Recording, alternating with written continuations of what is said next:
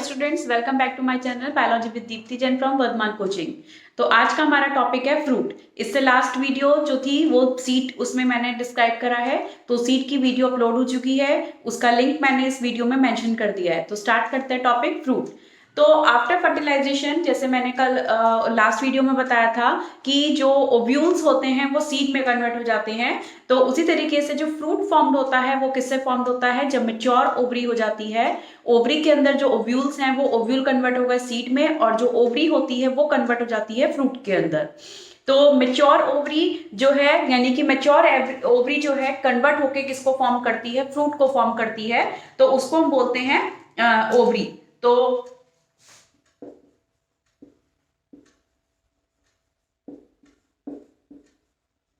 Mature ovary से क्या बन रहा है? फ्रूट।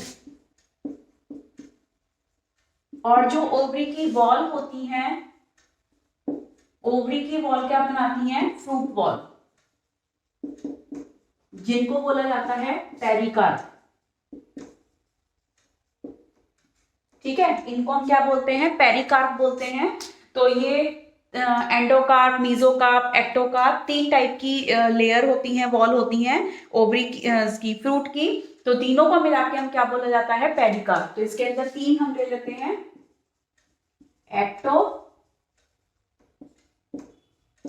मीजोकार्प और थर्ड वन होती है अंदर की एंडोकार्प। इन तीनों को मिला के क्या बोला जाता है? Pericarp.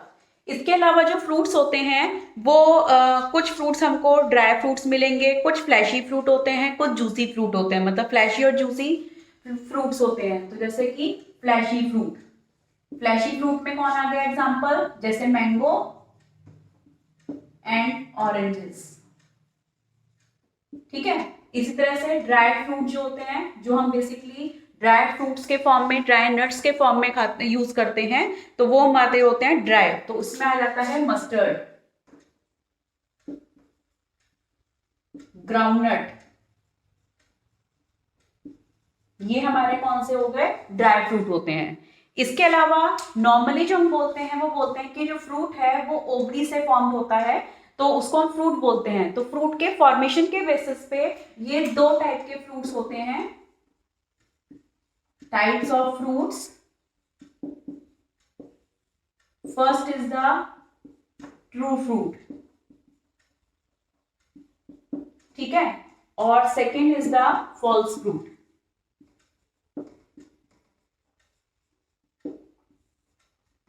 True fruit and false fruit. तो जिन फ्रूट का फॉर्मेशन किससे होता है? ओवरी से होता है। ठीक है, और जिन फ्रूट्स का फॉर्मेशन ओवरी के अलावा किसी दूसरे पार्ट से होता है तो उसको हम बोलते हैं फॉल्स फ्रूट। तो ट्रू फ्रूट्स कौन से हुए? Develop from the only ovary, that is the true fruits. ठीक है, इसमें एग्जाम्पल्स हम ले सकते हैं कौन से? जैसे पी है, व्हीट है, मेज है। ये हमारे जो हैं, ये कैसे हो गए हमारे? True fruits. लेकिन जो फ्रूट हमारा ओवरी के अलावा किसी और पार्ट से डिराइव्ड होता है उसको हम बोलते हैं फॉल्स फ्रूट। तो हम इसमें क्या लिखेंगे? Develop from other than part of ovary, like thalamus। ठीक है, तो वो कहलाता है हमारा फॉल्स फ्रूट। तो इसमें जो एग्जांपल लिया जाता है वो हम देखते हैं किसका? स्ट्रॉबेरी का और किसका? एप्पल का। सबसे मोस्ट कॉमन एग्जांपल्स हैं एप्पल और स्ट्रॉबेरी। इसमें जो फ्रूट का फॉर्मेशन हो रहा है वो थैलेमस से होता है। तो यहाँ पे देखिए डायग्राम दिखाया मैंने कि ये किसका डायग्राम है? फ्रूट और स्ट्रॉबेरी का डायग्राम है, जिसमें कि सेंटर में सीड दिख रहे हैं, और उसके चारों तरफ का जो एप्पल वाला डायग्राम है उसमें जो ईडेबल पोर्शन है वो क्या कहलाता है? उसका पेरिकार्प, थैलेमस पोर्शन है वो। और दूसरे जो उसका सेकंड डायग्राम है उसमें एंडोकार्प और मीजोकार्प भी शो हुई है। इसी तरीके से स्ट्रॉबेरी में थैलेमस बीच में दिखाया हुआ है, और साइड में जो उसकी आउटर लेयर है उसको बोलते हैं एक्ने। तो इस तरीके से डायग्राम्स आ जाते हैं, उसमें लेबल करने के लिए आ जाता है। जैसे सीट को लेबल करने के लिए दे देंगे, थैलेमस को करने के लिए दे दिया, एंडोकार्प, मीजोकार्प। तो इस तरीके से इस पे डायग्राम पे बेस्ड क्या आ जाते हैं, क्वेश्चंस आ जाते हैं। तो इंपॉर्टेंट है ये। और इसके अलावा ट्रू फ्रूट और फॉल्स फ्रूट में डिफरेंस आ जाता है।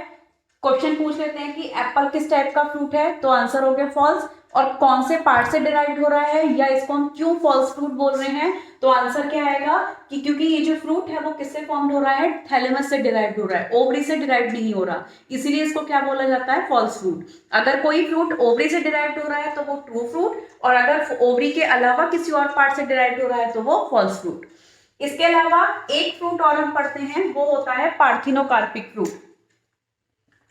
ठीक है, पार्थिनोकार्पिक।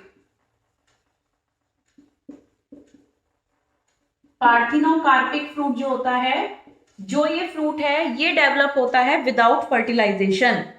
जब कोई फ्रूट जो है वो कैसे फॉर्म्ड होगा, विदाउट फर्टिलाइजेशन, तो उसको हम बोलते हैं पार्थिनोकार्पिक फ्रूट। ठीक है, तो ये कैसे हो रहा है,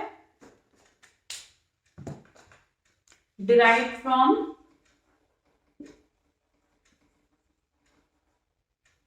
without fertilisation.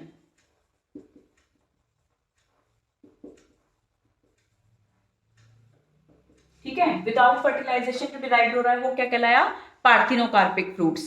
Fruits are develop from without fertilization, that is the parthenocarpic fruit. और इसका जो कैरेक्टरिस्टिक फीचर्स है कि इनके अंदर कोई भी सीड्स नहीं होते हैं, हैव नो सीड्स।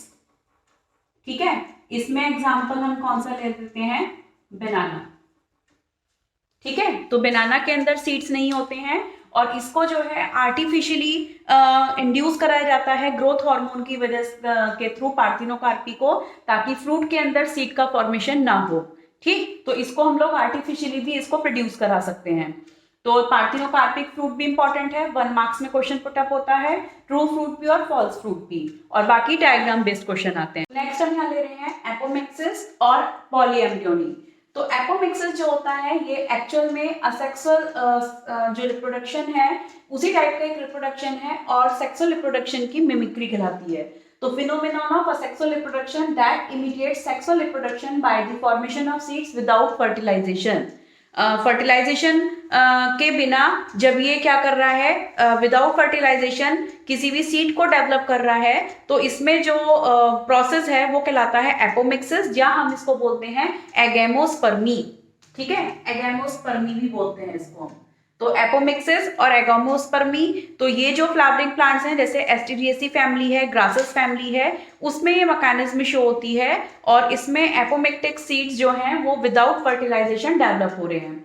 तो इसमें जो है मतलब कि फर्टिलाइजेशन की रिक्वायरमेंट नहीं हो रही है, जो इसका एग है वो ही डायरेक्टली किसमें कन्वर्ट हो रहा है, या जो दूसरी सेल्स हैं वो कन्वर्ट हो जाती हैं सीड्स में। ठीक है, तो इसमें हम एग्जाम जैसे कि हमने लिखा है way of forming apomictic seeds, तो इसमें हम एक लेते हैं जैसे कि डिप्लॉयड एग है।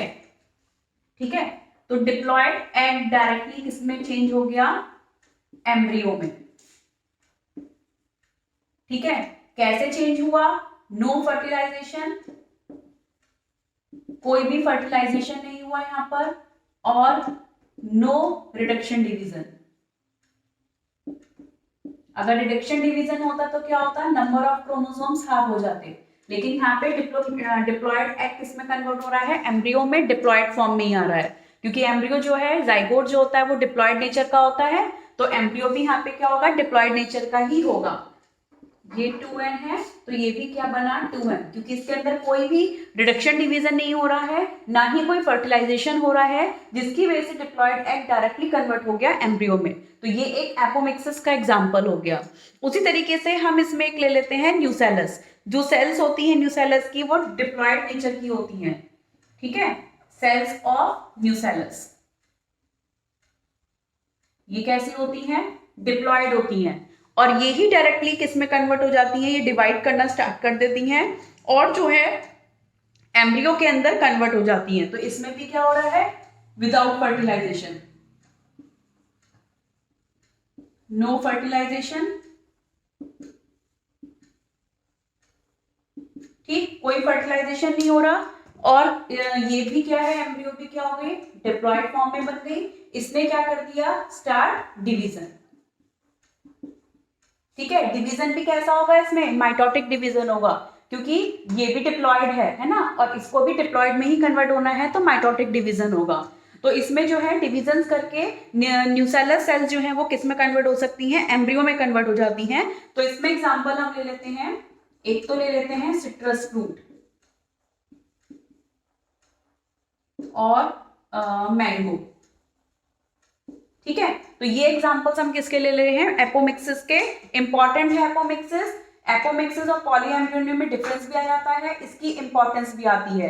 तो इसकी इंपॉर्टेंस ये हो गई कि हम विदाउट फर्टिलाइजेशन आर्टिफिशियली भी क्या कर सकते हैं, एम्ब्रियो को, सीड को डेवलप करा सकते हैं। तो ये इसकी इंपॉर्टेंस होती है, 2 मार्क्स में क्वेश्चन आता है, इंपॉर्टेंट है।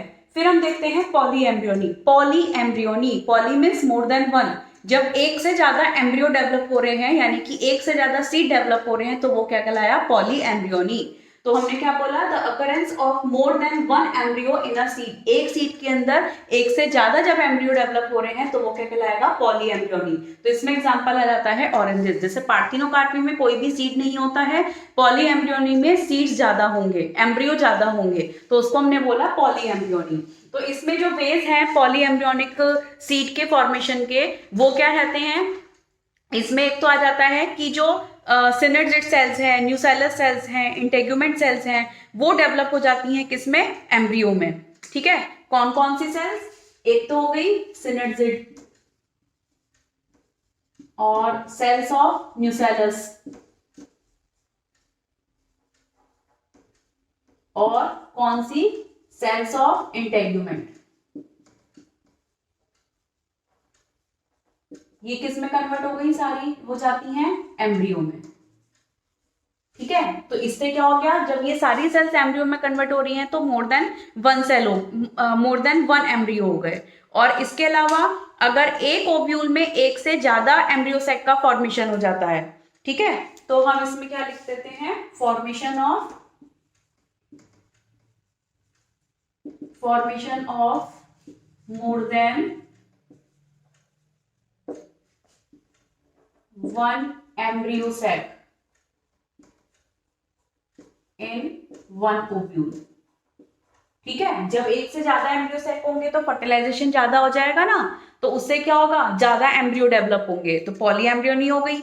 इसके अलावा अगर एक एम्ब्रियो सैक में एक से ज्यादा एग है ना, तो क्या हो गया, formation of more than one egg in one embryo sac. ठीक है, एक से ज्यादा अगर एग प्रोड्यूस हो रहा है उसमें एम्ब्रियो सैक में, तो भी पॉलीएम्ब्रियोनी होती है। तो दोनों में डिफरेंस समझ गए। पॉलीएम्ब्रियोनी में मोर देन वन एम्ब्रियो है, इसमें सिंगल एम्ब्रियो है, बट विदाउट फर्टिलाइजेशन डेवलप हो रहा है।